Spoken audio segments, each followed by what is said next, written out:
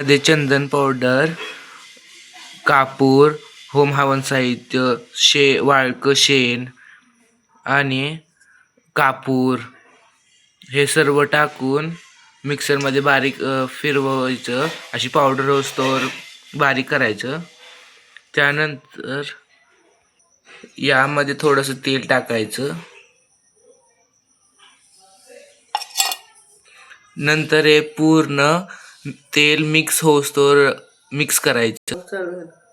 केलं.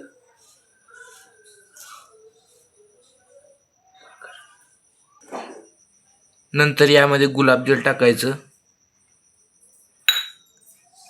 ते पूर्ण मिक्स करून घ्यायचं.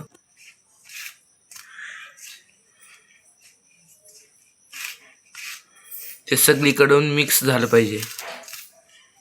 नंतर यामध्ये पाणी टाकून थोडं मिक्स करून घ्यायचं.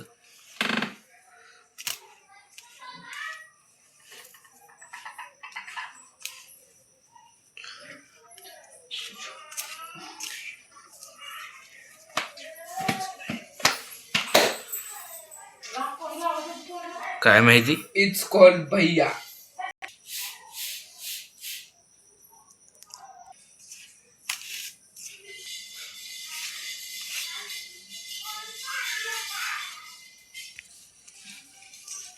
असं पूर्ण मिक्स करून घ्यायचं. पाणी टाकून हळूहळू पूर्ण मिक्स झालेलं आहे. आता नंतर एक पंती घ्यायची, त्यामध्ये प्लॅस्टिकचा कागद लावायचा असा. त्यानंतर हे आपण केलेलं धुपाचं सर्व सामान मिक्स केलेलं हे यात टाकायचं.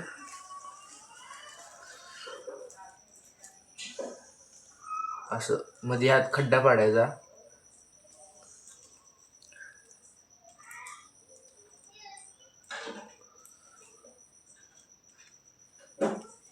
नंतर पिशवी अशी वर काढायची. हे झालं आपलं धूप तयार. असेच आपण सर्व ह्याचे करून घेणार आहोत. अशा प्रकारे सर्व ह्याचे करून घ्यायचे. आता नंतर हे सर्व ह्याचे करून झाल्यानंतर हे धूप आपण वाळत ठेवणार आहोत. वाळत ठेवल्यानंतर हे बघा, ते आपण केलेल्या सर्व ह्याचे वाळून तयार झालेले आहेत.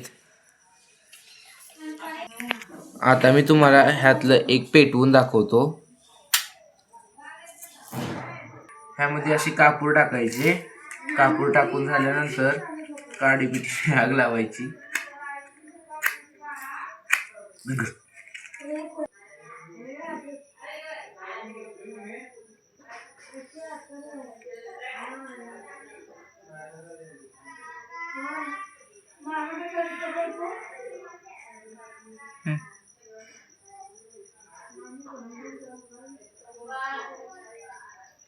असे सगळी करून असं पेटवून द्यायचं.